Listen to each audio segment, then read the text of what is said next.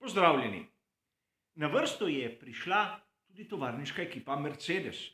Skupaj si bomo ogledali, kaj so nam pripravili pri ekipi iz Brakeleja za prihajajočo sezono 2022. Pred nami je Mercedes dvojni V13.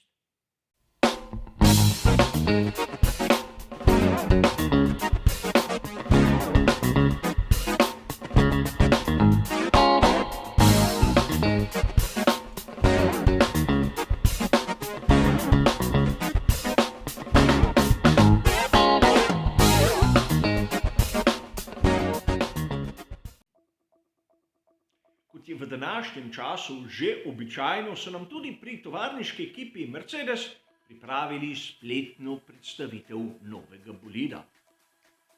V kar nekaj minutah čakanja in poslušanja raznih pogovorov smo lahko mi, navdušenci, končno uzrli tisto, kar nas je najbolj zanimalo pri tej predstavitvi, in to je novi bolid dvojni V13. In kot običajno bomo z našo analizo začeli tam, kjer vsi mi vidimo takoj spremembe ter novosti, in to je barvna shema. Ker smo verjetno vsi opazili, da bolid tovarniške ekipe Mercedes je znova srebrn. In že si predstavljam, kako bodo mnogi avtorji znova privlekli na plan isto zgodbo, tolikokrat prežvečeno o srebrnih puščicah. Z eno veliko pripombo. Ta zgodba temelji na urbanih mitih ter legendah. In ukolikor koga izmed vas zanima, kaj se v resnici skriva za to srebrno barvo, sem pred leti napravil prav poseben prispevek in seveda, kot običajno, je bližnjica v opisu. Če smo malce tako si ogledali tudi preostale spremembe na barvni shemi, nismo videli pravzaprav nobene revolucionarne spremembe. V bistvu pri Mercedesu so se vrnili na tisto svoje tradicionalno območje. Ampak lahko trdimo kaj takega tudi za tehnične lastnosti bolida dvojni V13? Videli bomo v nadaljevanju, kjer si bomo bolid ogledali po običajnem vrstnem redu. Začeli bomo na prednjem delu ter se počasi premikali proti zadku. In začeli bomo z obliko nosnega konusa, kjer vidimo lahko, da je ta izjemno podaljšan in sega tudi prek tistega prvega profila na prednjem aerodinamičnem stabilizatorju. Tako si predstavljamo, da je v bistvu ozkega koncepta in daleč nas spominja na tisto, kar smo videli naprimer pri skuderiji Ferrari in njihovem bolidu F1 pomišljaj 75. Že na prvi pogled je oblika pri bolidu dvojni V13 malce bolj enostavna in ne tako dodelana kot tista pri Ferrariju. Da bomo bolje lahko to razumeli, sem napravil fotomontažo, kjer imamo praktično v dobnem zornem kotu oba nosna konusa. In vidimo, da pri Ferrariju je res malce bolj razgibana oblika dela na nosnem konusu, ampak po drugi strani se lahko strinjamo tudi, da ne toliko, da bi bilo to bistveno.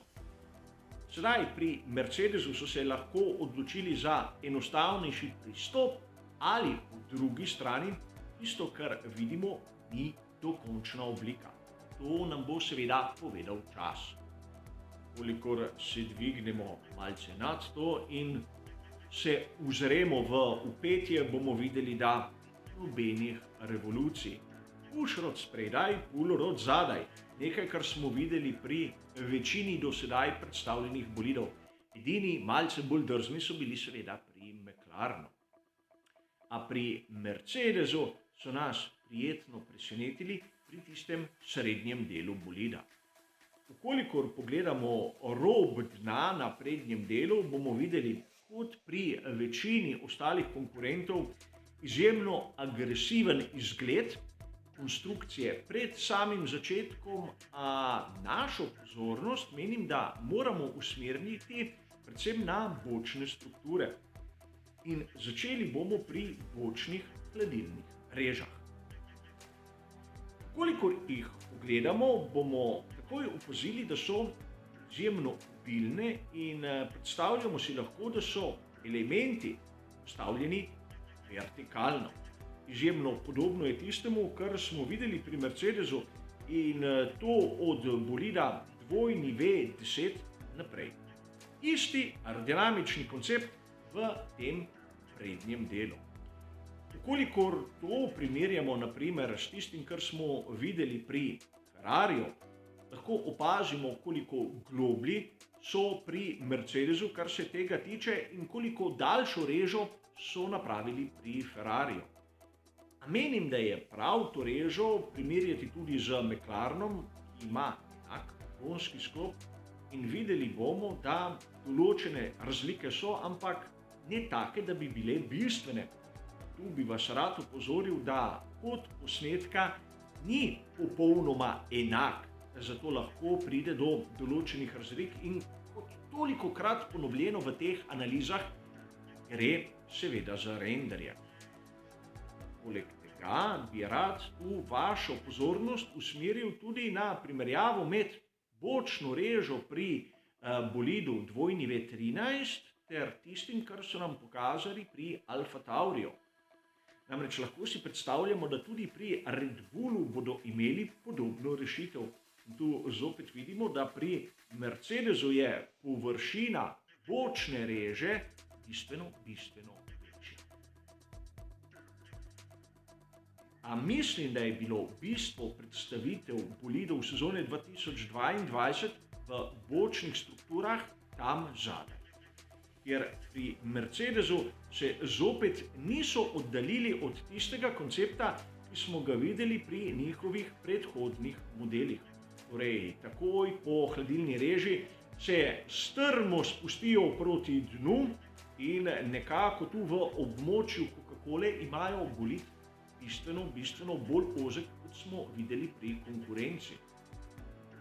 In to je lepo razvidno, naprimer, če primerjamo bolid tovarniške ekipe Mercedes s tistim, kar so nam pokazali pri Aston Martinu. In seveda dvomim, da je kdo izmed vas nekako mislil, da bo Mercedes v bistvu širši.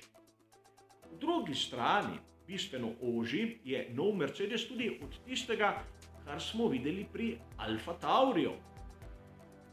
In če ga primerjamo sedaj še z McLarenom, bomo lahko opazili, da širina pravzaprav in koncept aerodinamike v tem delu je primerljiv in je podoben. Kar nam zopet da misliti in določene zaključke bomo povlekli šele pri analizi medosne razdalje. Namreč tu lahko vidimo tisto bistveno razliko med bolidi prihajajoče sezone in lahko so se pri nekaterih ekipah pošteno ušteli. A sedaj bo treba tu še nekaj pripomniti. Mnogi izmed vas boste pričakovali tudi primerjavo Mercedesa ter Ferrarija. In žal vam tu ne morem ustreči, kajti nimam pravega posnetka. Po drugi strani se lahko spomnimo, da tudi pri ekipi Williams je pricurljalo na dan kar nekaj zanimivih posnetkov, ampak zopet ne iz tistega pravega kota, da bi lahko direktno fotografije primerjali. Ampak pri bolidu ekipe Williams lahko trdimo, da gre za podoben koncept, kot smo videli pri Mercedesu, čeprav je njihov centralni del bistveno širši. In če gremo še malce bolj nazaj, bomo kaj hitro ugotovili neko zanimivost na samem renderju. Verjetno ste opazili, da sem bil izjemno kritičen do določenih ekip, kjer pravzaprav ni bilo možno videti, kako bo sploh deloval DRS. No, pri Mercedesu tokrat lahko to vidimo.